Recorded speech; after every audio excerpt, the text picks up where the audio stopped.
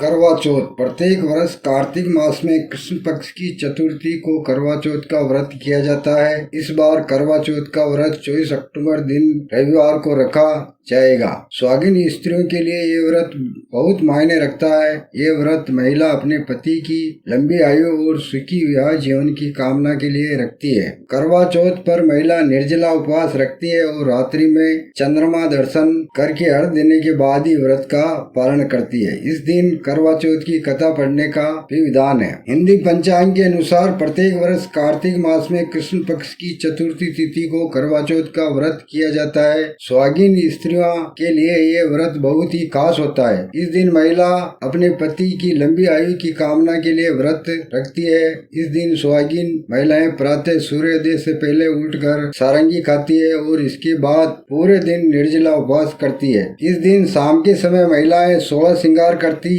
चंद्रमा के दर्शन करके अर्घ दिया जाता है और इसके बाद करवा चौथ के व्रत का पालन किया जाता है। तो चलिए जानते हैं व्रत पूजा विधि। धार्मिक मान्यता के अनुसार इस व्रत को करने से पति को दीर्घायु प्राप्त होती है। धार्मिक मान्यता के अनुसार इस दिन चंद्रमा के दर्शन कर अर्घ देने के बाद व्रत का पालन करने से वैवाहिक जीवन की परेशानियां दूर होती है और सौभाग्य की प्राप्ति होती है। माना जाता है कि इस व्रत के समान अन्य कोई व्रत नहीं है। इस दिन संकट चतुर्थी भी होती है और उसका पारण भी चंद्र दर्शन के बाद किया जाता है। इसलिए करवा चौथ पर गणेश जी का पूजन करने का भी विधान है। इसके अलावा करवा चौथ पर माता पार्वती, शिव जी, कार्तिकेय का पूजन भी किया जाता है। इस दिन प्रातः उठकर अपने घर की परंपरा के अनुसार सारंगी आदि ग्रहण करें। स्नान आदि करने के पश्चात व्रत का संकल्प करें। ये व्रत पूरा दिन निर्जला बिना जल के किया जाता है। शाम के समय तुलसी के पास बैठकर दीपक प्रज्वलित करके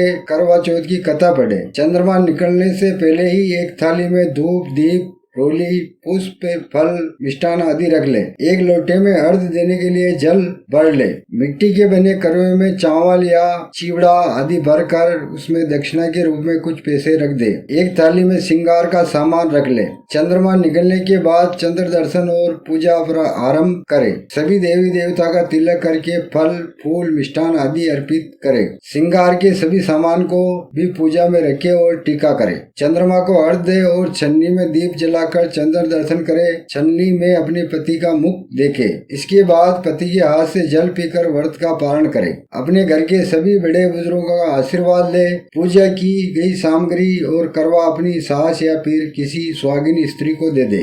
कथा नंबर 1। प्राचीन कथाओं के अनुसार करवा चौथ की परंपरा देवताओं के समय से चली आ रही है। माना जाता है कि एक बार देवताओं और दानवों में युद्ध शुरू हो गया और उस युद्ध में देवता की हार हो गई। ऐसे में देवता ब्रह्मदेव के पास गए और रक्षा की प्रार्थना करने लगे। ब्रह्मदेव ने कहा कि इस संघर्ष से बचने के लिए सभी देवता की पत्नियों को अपने अपने पतियों के लिए व्रत रखना चाहिए, सच्चे दिल से प्रार्थना करनी चाहिए। ब्रह्मदेव ने ये वचन दिया कि ऐसा करने पर निश्चित ही इस युद्ध में देवता की जीत होगी। ब्रह्मदेव के इस सुझाव को सभी देवताओं और उनकी पत्नियों ने स्वीकार किया। ब्रह्मदेव के कहे अनुसार कार्तिक मास की चतुर्थी के दिन सभी देवता की पत्नियों ने व्रत रखा और देवता की विजय के लिए प्रार्थना की। उनकी यह प्रार्थना स्वीकार हुई और युद्ध में देवता की जीत हुई। इस खुशखबरी को सुन सभी देव पत्नियों ने अपना व्रत खोला और खाना खाया। उस समय आकाश में चांद भी निकल आया था। माना जाता है इसी दिन से करवा चौथ की परंपरा शुरू हुई। इस व्रत में भगवान शिव, माता पार्वती, कार्तिकेय, गणेश और चंद्र देवता की पूजा अर्चना करने का विधान है। करवा चौथ की कथा सुनने से विवाहित महिलाओं का सुहाग बना रहता है। घर में सुख, शांति और संतान सुख मिलता है। महाभारत में भी करवा चौथ पर एक कथा का उल्लेख है। कथा नंबर 2। भगवान श्री कृष्ण ने द्रौपदी को करवा चौथ की कथा सुनाते हुए कहा था कि पूर्ण श्रद्धा और विधि पूर्वक इस व्रत को करने से समस्त दुख दूर होते हैं और जीवन में सुख, सौभाग्य तथा धन धान्य की प्राप्ति होती है। श्री कृष्ण भगवान की आज्ञा मानकर द्रौपदी ने करवा चौथ का व्रत रखा था। इस व्रत के प्रभाव से पांचों पांडवों ने महाभारत के युद्ध में विजय हासिल की। साय बेला पर कथा सुने, दान दक्षिणा दे। तत्पश्चात रात्रि में जब चंद्र उदय हो जाए तब चंद्रमा को छन्नी से देखकर अर्घ दे। आरती उतार उतारे और अपने पति का दर्शन करते हुए पूजा करे। इससे पति की उम्र लंबी होती है। पति के साथ से और पति के हाथ से पानी पीकर व्रत तोड़े। जब चांद निकलता है तभी विवाहित स्त्रियां चांद को देखती है और सारी रस्में पूरी करती है। पूजा करने के बाद अपना व्रत खोलती है और जीवन के हर मोड़ पर अपने पति का साथ देने का वादा करती है। चंद्रदेव के साथ साथ भगवान शिव, देवी पार्वती और कार्तिकेय की भी पूजा की जाती है। माना जाता है कि इनकी पूजा की जाए तो माता पार्वती के आशीर्वाद से जीवन में सभी प्रकार के सुख मिलते हैं। कथा नंबर 3। इस कथा का सार यह है कि वेद धर्मा ब्राह्मण की एक पुत्री वीरवती ने करवा चौथ का व्रत किया था। उसे चंद्रोदय के बाद भोजन करना था, परंतु उसने भूख सही नहीं गई और वह व्याकुल हो उठी। उसके भाइयों से अपनी बहन की व्याकुलता देखी नहीं गई और उन्होंने पीपल की आड़ में आतिशबाजी का सुंदर प्रकाश फैलाकर चंद्रोदय दिखा दिया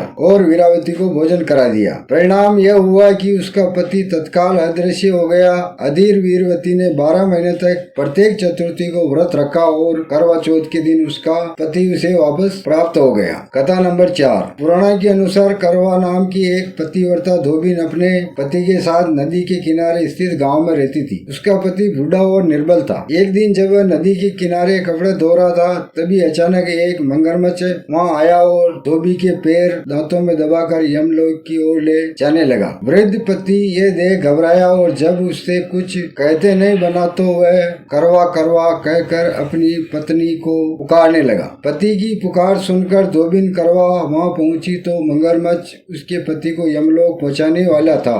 तब करवा ने मगरमच्छ को कच्चे धागे से बांध दिया और मगरमच्छ को लेकर यमराज के दरवाजे पहुंची। यमराज ने अपने पति की रक्षा करने की गुहार लगाई और कहा कि मगरमच्छ को इस कार्य के लिए कठिन से कठिन दंड देने का आग्रह किया और बोली, आप मगरमच्छ को नरक भेज दे। करवा की पुकार सुन यमराज ने कहा कि अभी मगर की आयु शेष है, मैं उसे यमलोक नहीं भेज सकता। इस पर करवा ने कहा, अगर आपने मेरे पति की सहायता नहीं की तो मैं आपको श्राप दूंगी। करवा का सांस देख यमराज भी डर गया और मगर को यमपुरी भेज दिया। साथ ही करवा के पति को दीर्घायु का वरदान दिया। तब से करवा चौथ का व्रत प्रचलन में आया, जिसे आधुनिक युग में भी महिलाएं पूरी भक्ति भाव के साथ करती है और भगवान से पति की लंबी आयु की कामना करती है। कथा नंबर 5। एक बार अर्जुन तपस्या करने नीलगिरी पर्वत पर गया था। इधर द्रौपदी बहुत परेशान थी। उनकी कोई खबर न मिलने पर उन्होंने कृष्ण भगवान का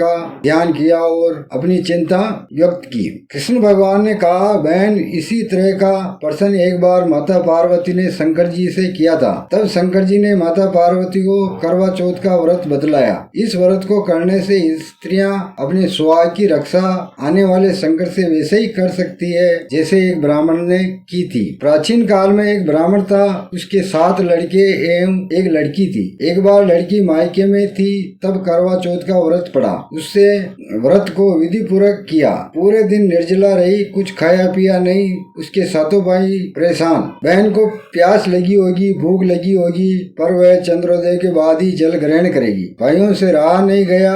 उन्होंने शाम होते ही बहन को बनावटी चंद्रमा दिखा दिया। एक भाई पीपल पेड़ पर छन्नी लेकर चढ़ गया और दूसरा भाई दीप जलाकर छन्नी से रोशनी उत्पन्न कर दी। तभी दूसरे भाई ने नीचे से बहन को आवाज दी, देखो बहन, चंद्रमा निकल आया है, पूजन कर, भोजन करो। बहन ने भोजन ग्रहण किया। भोजन ग्रहण करते ही उसके पति की मृत्यु हो गई। वह दुखी हो विलाप करने लगी। तभी वहाँ से रानी इंद्रावती निकल रही थी। उसने वहाँ उनसे उनका दुख न देखा गया। ब्राह्मण कन्या ने उनके पैर पकड़ लिए और अपने दुख का कारण पूछा। तब इंद्राणी ने बताया, तूने बिना चंद्र दर्शन किए करवा चौथ का व्रत तोड़ दिया, इसलिए ये कष्ट मिला। अब तू वर्ष भर चौथ का व्रत नियम पूर्वक करना, तेरा पति जीवित हो जाएगा। इंद्राणी के कहे अनुसार चौथ व्रत किया तो पुनः सौभाग्यवती हो गई। इसलिए प्रत्येक स्त्री को अपने पति की दीर्घायु के लिए ये व्रत करना चाहिए। द्रौपदी ने ये व्रत किया